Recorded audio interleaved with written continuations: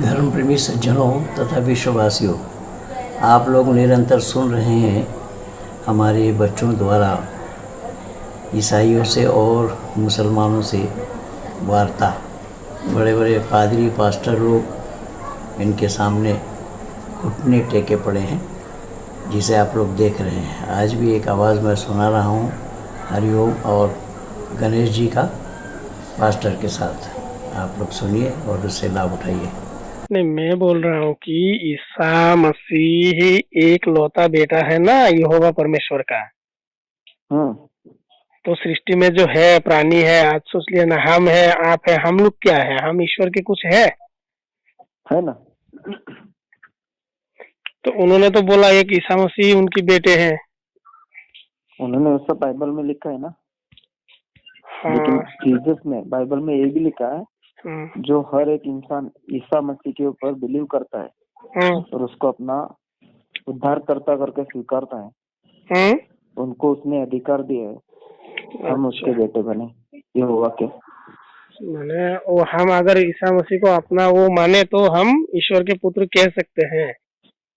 उसका अधिकार दिया है, ऐसा बाइबल में लिखा है। अच्छा, ऐसा बाइबल में लिखा है।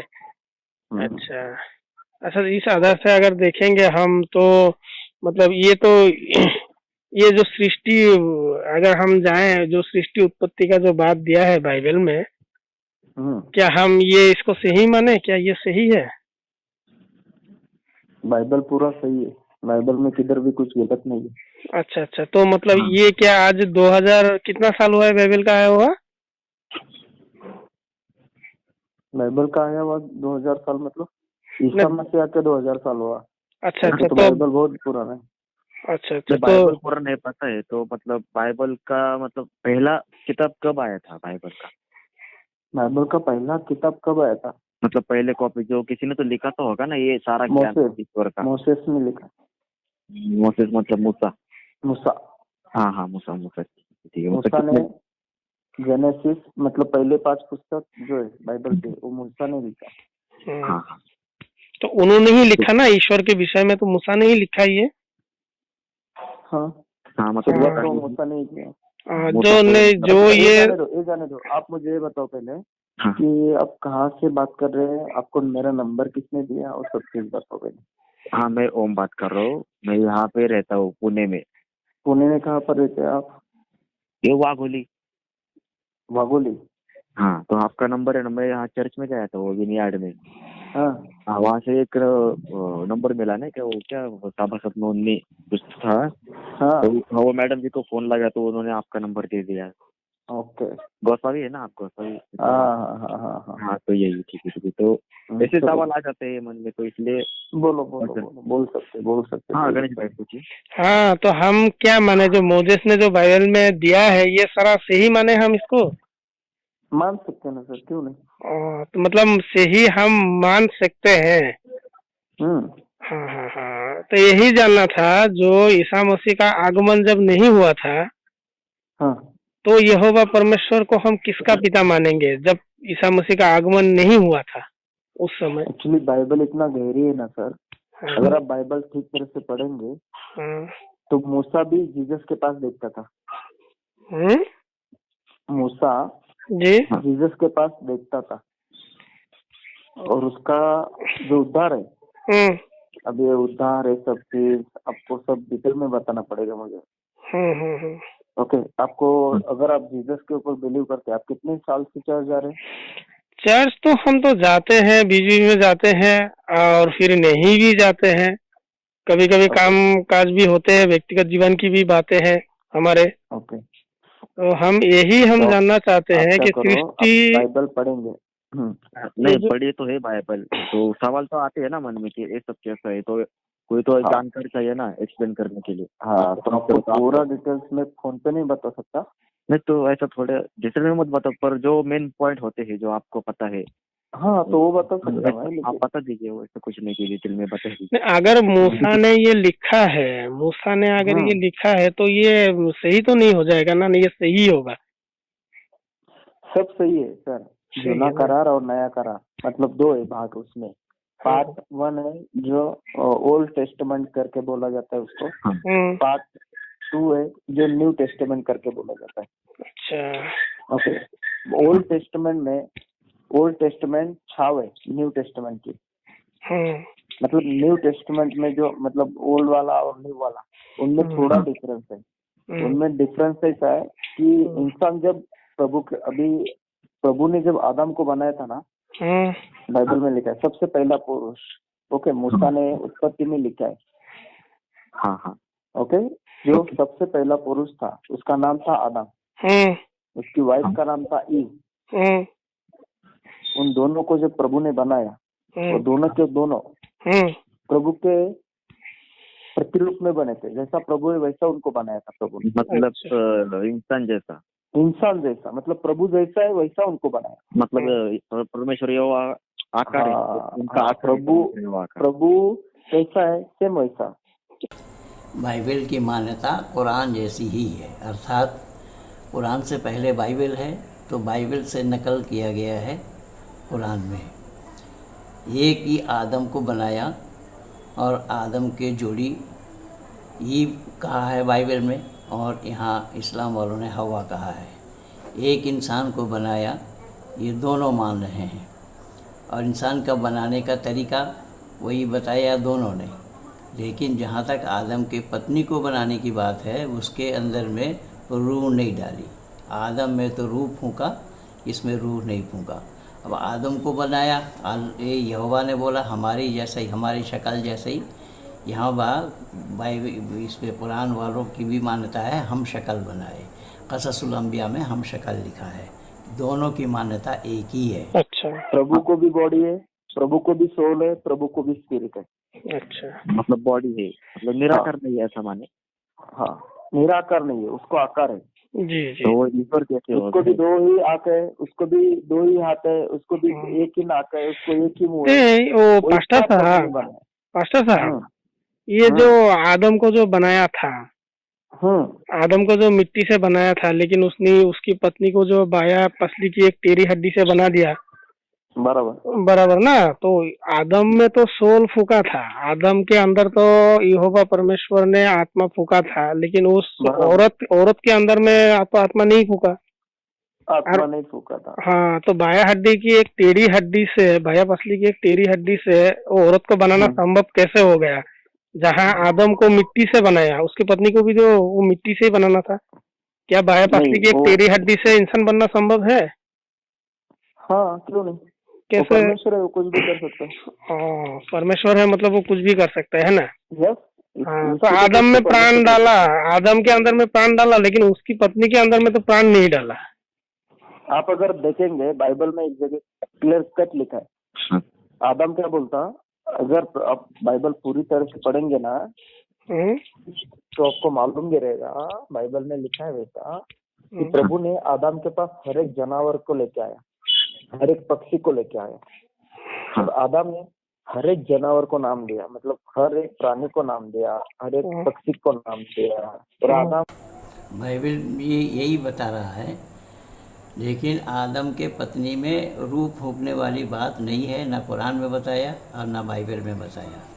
लेकिन जो ये बता रहे हैं पादरी साहब कि आदम को पतली ले आया, सब चीज़ का नाम बताया, कुरान भी कह रहा है वअल्लमा आदमल अस्माअ कुल्लहा सुम्मा अरदहुम अलल मलाइका फ़क़ाल अंबिऊनी बिअस्माइ हाउलाइ इन कुंतुम सादिक़ीन, कि अगर तुम सच बोलने वाले हो तो इन तमाम चीज़ों का नाम बताओ।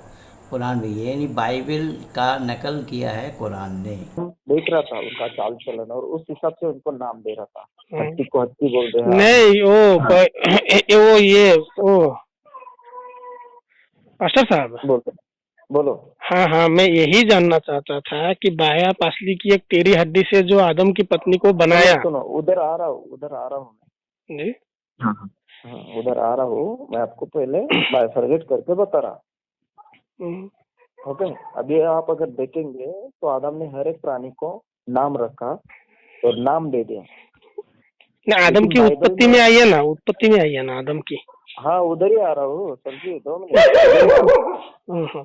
आदम ने हर एक प्राणी को नाम रखा और नाम देने के बाद बाइबल में ऐसा लिखा है कि उसको उसके जैसा मददनीश कोई मिला नहीं। ओके, फिर बाइबल में लिखा है कि यहोवा ने तो डिसाइड कर लिया कि आदम का अकेला रहना अच्छी बात नहीं है, तो मैं उसके लिए एक हेल्पर, एक मददनीश करके खड़ा करता हूँ। अभी बाइबल में क्या लिखा है? यहोवा क्या बोला? मैं अपने प्रतिरूप में क्या किया? मनुष्य को बनाया। अगर प्रभु दूसरा मनुष्य वैसा ही बनाएगा आदम के लिए, तो मनुष्य कितना हो गया? 2 हो गया। अगर आप बोल रहे ना मिट्टी से बनाना है ना उसको, क्यों नहीं बनाया बोल रहे ना, तो 2 हो गया। लेकिन बाइबल में प्रथम अगर प्रभु वर्ड देता है तो वर्ड में क्या लिखा था? प्रभु ने अपने स्वरूप में उसको बनाया। किसको? आदम को। मतलब आदम अकेला ही था। हाँ, बरोबर। तो परमेश्वर एक ही है करके उसने आदम को अकेले को ही बनाया। समझ गए? अच्छा पास्टर साहब, आप बताइए, मानव इतिहास के साथ क्या ये आदम की उत्पत्ति मिल रही है? अगर आप इतिहास रचेंगे और इतिहास नहीं, आज अगर हम देखें मानव इतिहास, मानव की उत्पत्ति, उस हिसाब से बाइबल का ये कथन मिल रहा है, सही बैठ रहा है? अगर आप देखेंगे ना तो ये बाइबल इतना अथांग है और बाइबल में इतनी सच्चाई है सर। जी, वही सच्चाई तो मैं आपसे जानना चाह रहा हूँ। कहीं मिट्टी से बना दिया, मिट्टी से बनाया, उसकी पत्नी को बाया पसली की टेढ़ी हड्डी से बनाया, और आप जो कह रहे हैं इतनी सच्चाई है, बाइबल में इतनी सच्चाई है, तो यहोवा ने जब आदम को बनाया उसकी नाक में श्वास फूंकने के बाद ही कहीं वो प्राणी बना, है ना? तो उसकी पत्नी ने कुछ नहीं किया, उसकी पत्नी को एक टेढ़ी हड्डी से कैसे बना दिया, उसमें सोल फूका या नहीं फूका, ये भी नहीं, इसका भी कुछ आता पता बाइबल में नहीं दिया है। और दूसरी बात क्या है, आप जो बोल रहे हैं कि आदम ही पहला मनुष्य है, पहला इंसान आदम ही है। अगर पहला इंसान आदम ही है, हम अगर समझे कि आदम हमारा पिता है, ठीक है, तो हमारी जो मानव की जो उत्पत्ति हुई, मानव सृष्टि की जो उत्पत्ति हुई, क्या ये आदम के साथ सही बैठ रहा है ये? कैसे बैठ रहा है? कैसे मतलब? आदम से शुरुआत हुई ना। कैसे? आदम कितने साल पहले आया था और मानव सृष्टि हुई? आदम तो वैसे 4-5 साल, 1000 साल पहले आया था। पृथ्वी, ये तो पृथ्वी तो पीढ़ी चल रहा, ये तो पृथ्वी बने हुए तो पास्टर साहब, पर हमारे इंडिया में तो उससे भी पहले की यहाँ सिविलाइजेशन मिलती है। क्या करके? हमारे इंडिया में उससे पहले 4-5 हजार साल पहले के भी लोग मिलते हैं, मतलब वो उनकी सिटी वगैरह मिलती है, जैसे सिनौली, हड़प्पा। तो हम कैसे मान ले कि 6000 साल पहले आदम आया था? तो आपको बता सकता मैं, एक्चुअली आदम और वो जो है ये सब जो मैं बता रहा आपको, वो तो मैं मोगम बोला कि 5000 साल पहले आया रहेगा आदम, लेकिन उसका जो उत्पत्ति है वो बहुत पहले का है। सेकेंड बात, आप जो बोल रहे ना हड़प्पा का ये मिलता है ना, क्या वो सब बॉडी वगैरह उनका अभी भी अवशेष मिल रहा है उसका। हाँ, तो वो जो अवशेष है वो एक्चुअली आदम बहुत पहले था, ये नहीं कि आदम बाद में आया, लेकिन मैं बोला है कि 5000 साल पहले आया है। लेकिन उस हिसाब से अगर देखेंगे तो अपना जो इतिहास है, इसलिए हम 5000 साल पहले आया आदम बता रहे हैं। 9.5 लाख वर्ष पहले मर्यादा पुरुषोत्तम राम का काल था।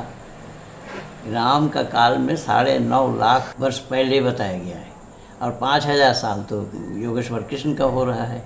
तो आदम का युग कब का था, ये 5000 साल बता रहे हैं। और जो सबसे पहला मानव भी बता रहे हैं, सबसे पहला मानव अगर आदम से है तो फिर मर्यादा पुरुषोत्तम राम इंसान में नहीं थे, किस में थे?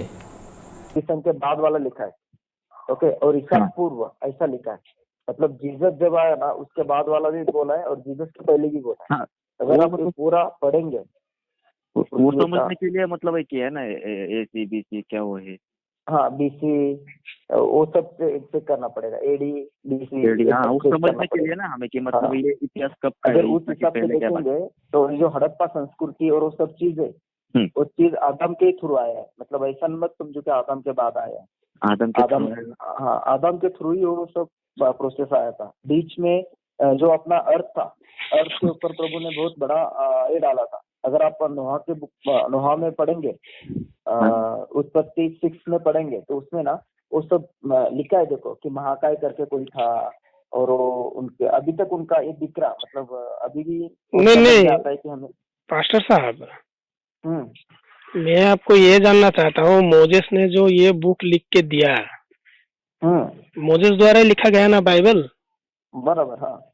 तो अगर उसने तो अपने मन से लिखा, कहीं यहोवा परमेश्वर ने उसको बताया था? यस, हाँ, यहोवा परमेश्वर ने बताया था ना उसको। ठीक है, तो आदि में परमेश्वर ने आकाश और पृथ्वी की सृष्टि की, आदि में आकाश और पृथ्वी की सृष्टि की, वो कैसे की थी? अपने शब्द से। कैसे? शब्द से किया था, मतलब उन्होंने कहा हो गया है ना, और हो गया हो।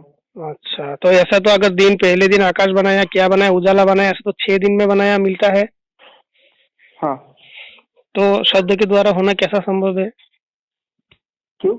उन्होंने अगर कहा हो जा तो हो गया, तो 6 दिन क्यों लगे थे बनाने में? ये भी तो एक सवाल आ जाएगी। हर एक चीज बना रहे थे ना, वही तो, हर एक चीज बना रहे थे पहले दिन। अभी आपको बताओ क्या, ये जो टाइमिंग है ना, तो टाइमिंग हमें अर्थ के लिए क्या? और ड्रोन से अगर आप बाहर जाएंगे तो टाइमिंग मायने नहीं रखता है। टाइमिंग अर्थ के लिए दिया है, अर्थ के बाहर वाला नहीं है। अच्छा, पहले जो आप सुनिए, ये जो सुनिए पास्टर साहब, सुनिए, ये जो आकाश और पृथ्वी की सृष्टि थी, पृथ्वी बेडोल और सुनसान पड़ी थी, बराबर, ठीक है ना? बेडोल और सुनसान पड़ी थी। अभी बेडोल का अर्थ क्या होता है आप लोग का? ये बेडोल मतलब क्या है? जिसको आकार विरहित है, उसको बनाना बाकी है, उसको बेडोल बोलते हैं। लेकिन हिंदी में तो बेडोल का अर्थ, मास्टर साहब से सुना आप लोगों ने कि पृथ्वी 6 दिन में बनी थी।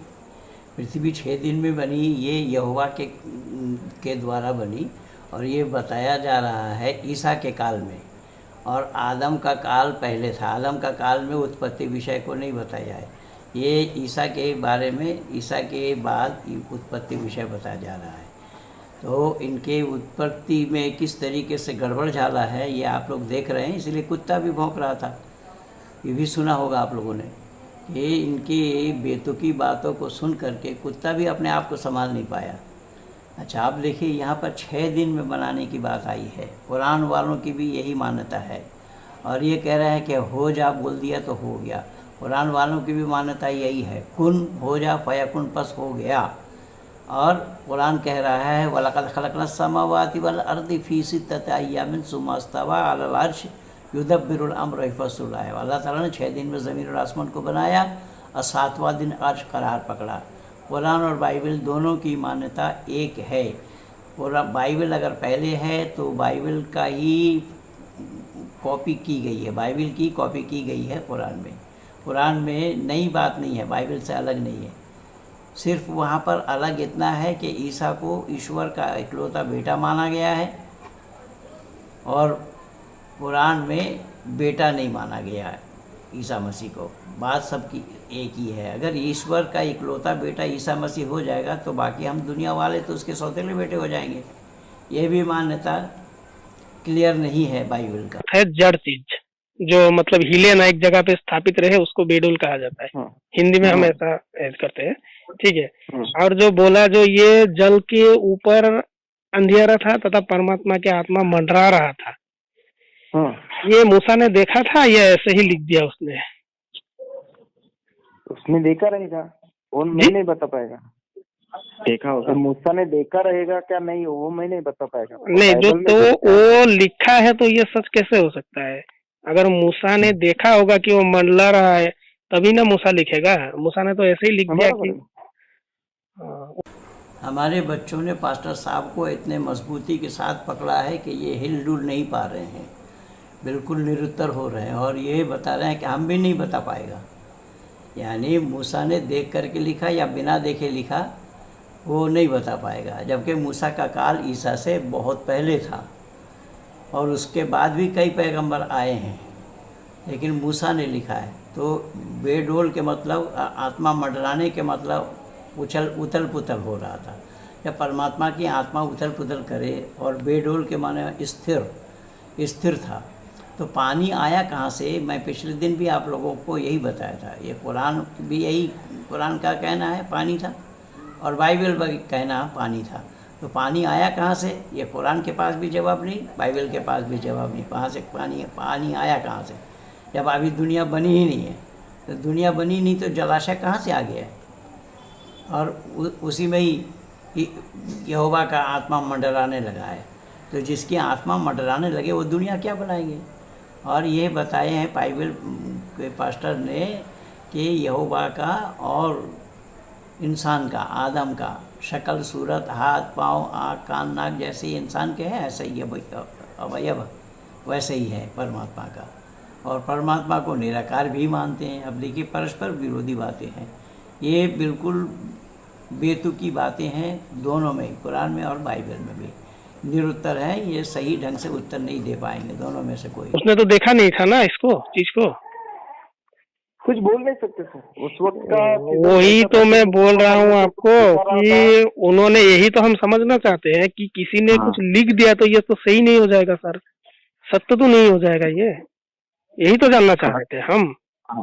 तर्क लगाए तो ये बात तो पूरी सिद्ध नहीं होती ना। तर्क लगाया तो ये बात सिद्ध नहीं होती। हाँ, लेकिन अगर आप साइंस भी देखेंगे ना, तो साइंस भी उसी बात पे वापस नहीं, बाइबल में कितना साइंस है, हम इतना जानना, यही जानना चाह रहे थे। साइंस पे आप जाइए मत, बाइबल में साइंस कितना है। ये जो बोला है पानी के ऊपर मंडरा रहा था उसकी आत्मा, तो मूसा ने देखा है? मूसा ने देखा रहेगा या प्रभु ने उसको बताया रहेगा? कैसे बताएगा प्रभु उसको? पानी के ऊपर मंडरा रहा था, बोला कि गहरा जल के ऊपर अंधेरा होता है। अब देखिए, जल के भीतर अंधेरा होता है या बाहर अंधेरा होता है? दो गलतियां है इस बात पे। मतलब दो गलतियां है, जल के भीतर अंधेरा होता है या ऊपर होता है अंधेरा, ये बोलिए। और यहोवा का आत्मा जो मंडरा रहा था, क्या लिखा है? नहीं लिखा है? मतलब हाँ गणेश मास्टर साहब, और जब कोई सूरज ही नहीं था, मतलब प्रकाश नहीं था, तो अंधेरा ही होगा ना, है ना? तो ये भी गलती है उसमें। वो गलती कैसा है? नहीं, मैं आपको ये पूछ रहा हूँ ओम भाई। हाँ ठीक है, रुकिए, आप पूछिए, वो बात नहीं है। मेरा सवाल यही था पास्टर जी से कि ये जो पानी के ऊपर जो यहोवा का आत्मा मंडला रहा था, पानी के ऊपर, ऐसा लिखा है ना? मैं तो झूठ नहीं बोल रहा हूँ। लिखा है बराबर। जी। तो उसको देखा किसने था, या उन्होंने मोजेस ने अपनी मनगढ़ंत बातें उतार दी? नहीं, मोजेस ने मनगढ़ंत बातें नहीं उतारी, प्रभु ने उसको बताया, वो उसने लिखा है। उसने, प्रभु ने कैसे बताया उनको? जो मैं यहाँ मंडला रहा हूँ, कैसे बताया? मतलब प्रभु ने मोजेस को कैसे बताया कि मैं पानी के ऊपर मेरी आत्मा मंडला रहा है? जैसे आप मुझे बता रहे वैसा बताया मुंह से। हाँ। अच्छा। मतलब वो आत्मा, प्रभु सामने बात करता था। अगर बाइबल में आप पढ़ेंगे ना आगे, तो आप देखेंगे कि मूसा से ना प्रभु आमने सामने बात करता था। तो मतलब हम समझे परमेश्वर एक व्यक्ति विशेष का नाम है ना? देख लिया आप लोगों ने, ये पास्टर साहब क्या बताया, मूसा से हूबहू यहोवा बात करते थे, आमने सामने बात करते थे। और यही मान्यता कुरान की भी है।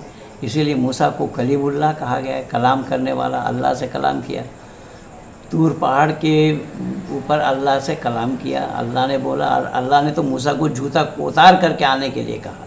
ये मैं कई बार बोल चुका हूँ। जूता देख लिया अल्लाह ने, और अल्लाह ने जूता उतार करके मूसा को बुलाया अपने पास। और ये बाइबल में पास्टर भी यही बता रहा है, ये पादरी साहब भी यही बता रहे हैं कि मूसा से अल्लाह आमने सामने बात करते थे, जैसा इंसान करते हैं एक दूसरे के साथ। जी। और पास्टर साहब, एक मेरा भी सवाल है। एक मतलब परमेश्वर ने कहा उजाला हो जा, तो उजाला हो गया। तो ये सवाल, कोई सोर्स नहीं था उजाला होने का, मतलब सूरज नहीं था, तो उजाला कहाँ से हो गया? तुम्ही जर बघितलं ना, अभी आपको कैसे समझाओ, ये सब फोन पे नहीं समझा सकता। उन्होंने उजियाला को देखने की बात कहा कि उजियाला अच्छा है। हाँ, मतलब पता नहीं था उससे पहले कि उजाला ऐसा होता है और अच्छा भी होता है। मतलब परमेश्वर यहोवा को ये ज्ञान नहीं था कि उजाला कैसा होता है, अच्छा या बुरा। जब वो उजाला हो जाता है, तब परमेश्वर यहोवा को पता चल जाता है कि उजाला अच्छा है। ऐसा बाइबल में लिखा हुआ है। ऐसा हर एक वचन के बाद लिखा है कि लिखा अच्छा हुआ। अगर आप बोलेंगे घर बना रहे आप, समझो घर बना रहे आप, घर बना के देखा आपको अच्छा लगा, नहीं, हम तो इंसान है, हम तो इंसान है, हम तो अल्पज्ञ है, हमें तो ज्ञान नहीं है क्या? यहोवा परमेश्वर को भी ये ज्ञान नहीं है कि उजियाला अच्छा होता है, जो देखने के बाद उनको कहना पड़ा कि ये अच्छा है। भूत भविष्य वर्तमान का ज्ञान नहीं था क्या यहोवा को? है ना? हाँ है, तो उन्होंने उजाला को देखने के बाद कैसे कह दिया कि ये अच्छा है? पहले से पता नहीं था उनको? उसको तो पहले से ही पता है ना। तो पहले से पता है तो उन्होंने देखने के बाद क्यों कहा कि उजाला अच्छा है? बोला रहेगा अभी ऐसा, वो सब चीज कैसा बताऊं मैं आपको? वही तो बात है, मतलब क्या है ना, ये मतलब मान लेना ही है, दूसरा कुछ नहीं। यार मोदेश ने जो लिखा है इसमें तो बहुत सारा गलती पड़ी है सर, इसलिए हमने आपको कॉल लगाया, नहीं तो हम आपको फोन नहीं करते। इसलिए कहा कि थोड़ा मतलब ये तर्क इस पर लगाए तो कैसे? इस पे तर्क लगाना संभव ही नहीं है, तर्क लगाएंगे तो सारा गलत ही आ रहा है इसमें। गलत ही आ रहा है। और साइंस कह रहे हैं आप यार कि मतलब इसमें तो साइंस नहीं दिख रहा पास्टर साहब। क्या? यहाँ दोनों में ही पा जाएंगे एक ही बात। कुरान वालों की भी मान्यता यही है कि अल्लाह ताला ने 6 दिन में ज़मीन और आसमान को बनाया। वहाँ सूरज बनाने की बात नहीं है, सूरज बनाने के लिए कोई बात चर्चा नहीं की गई है। बाइबल में भी बता रहे वहाँ प्रकाश देखा ही नहीं है। अल्लाह ने यहाँ उजियाला क्या है ये देखा ही नहीं है। और जल के ऊपर अंधेरा बताया जा रहा है। जल के ऊपर अंधेरा होगा या जल के अंदर अंधेरा होगा, भीतर अंधेरा होगा। और ये पास्टर भी बोल रहा हम नहीं जान रहे हैं। तो अब कुरान वालों की भी मान्यता यही है कि कैसे बनाए गए। दिख रहा ये साइंस की कोई बात ही नहीं आ रही है इसमें। हाँ, साइंस की कोई बात नहीं आ रही, कोई बात नहीं आ रही। पहले पृथ्वी बाद में सूरज, वो भी फिर उजाला हो जाए कहा और उजाला हो गया, पर सूरज नहीं था तब तो उजाला कहाँ से आ गया? ये भी तो बात है ना। सूरज नहीं था तब उजाला कहाँ से आ गया? हाँ, आप अगर पूरा देखेंगे ना सर, तुम्ही बायबल नीट वाचा. तुला तर तुम्हाला मराठीमध्ये मला समजावता येईल. तुम्ही जर बायबल नीट वाचलं ना तर त्या बायबल मध्ये लिहिलंय देवानी उजेड देण्यासाठी स्वर्ग मोठी ज्योती आणि हिंदी में बात कीजिए, मैं समझ नहीं रहा हूँ, हिंदी में कीजिए बात. हाँ उनको नहीं आती मराठी, इसलिए मुझे समझती है पर उनको नहीं समझती, इसलिए बाइबल में लिखा है एक छोटी वाली ज्योति जो है वो प्रभु ने रात के ऊपर अधिकार करने के लिए बोला है, और जो बड़ी वाली ज्योति है जिसको सूरज कहते हैं उसको डे के ऊपर अधिकार करने के लिए बोला है. परमेश्वर यहोवा ने सिर्फ उजाला रहने के लिए सूरज और चांद को बनाया. हाँ ऐसे डे के लिए और नाइट के लिए बोला है, मतलब ऐसे. हाँ हाँ हाँ, कहिए. मतलब उधर डे और नाइट का जो चल रहा ना उसके लिए बोला है. डे और नाइट का लिए चल रहा है ये बात नहीं है. तो यहाँ तो साफ साफ लिखा हुआ है ईश्वर ने उजियाला कहा तो उजियाला हो गया. तो उजियाला को उन्होंने उजाला को उन्होंने देखा तो कहा अच्छा है. उजियाला को देखने के बाद कहा कि उजियाला अच्छा है. बाद में उजियाला को दिन कहा और उसको अंधेरा को रात कहा. उजियाला को देखने के बाद, आयत को ठीक से पढ़िए, हम गलत नहीं बोल रहे हैं. उजियाला को देखने के बाद उन्होंने कहा कि उजियाला अच्छा है. उससे पहले यहोवा परमेश्वर को ये ज्ञान नहीं था. हम तो चलिए इंसान है, हमें ज्ञान होता नहीं है. सूरज कब बनाया था परमेश्वर यहोवा ने, कौन सी दिन बनाया था? अभी उसके लिए मुझे बाइबल लेके बैठना पड़ेगा सर. पर आप तो ये समझते हो ना कि मतलब स्टार्टिंग में तीसरे वचन में लिखा है उजाला हो जा, उजाला हो गया. जब सूरज अब चांदी नहीं था तो उजाला कहाँ से हो गया? ये तो काम करो ना. आपको टाइमिंग कब रहेगा? संडे शाम को टाइमिंग रहेगा? जरूर रहेगा. मिलते फिर हम लोग. ठीक ठीक है, जरूर कॉल करना है तो करते रहेंगे. ओके, बाइबल लेके बैठिएगा. ठीक है, आप स्टडी करिए, स्टडी कर लेता, देख लेता क्या है क्या नहीं है. जी कर लीजिए. Thank you. Okay thank you. देखा आप लोगों ने कि पास्टर को भी हार मना दिया हमारे हरिओम जी ने और गणेश जी ने. ये बिल्कुल निरुत्तर हो गए हैं. और उजियाला हो जा बोला, उजियाला हो जा बोला, इसका मतलब उजाला नहीं था. अंधेरा में ही बोला उजाला हो जा और उजियाला हो गया. और फिर उसको देख करके बोला बड़ा अच्छा है. यानी इन बच्चों ने पकड़ा कि उजाला के बारे में यहोवा को ज्ञान नहीं था कि उजाला स्वतः अच्छा होता है, दिन स्वतः अच्छा होता है, ये बाइबल को मालूम नहीं। तो मैं ये निवेदन कर रहा था आप लोगों से कि कुरान और बाइबल दोनों की मान्यता एक है। बाइबल अगर पहले है और है, अगर नहीं है बिल्कुल है, सच्चाई है। और बाइबल का नकल मारा है, कॉपीराइट किया है कुरान ने, इसी सृष्टि उत्पत्ति विषय को लेकर के। और भी बहुत जगह मेल है।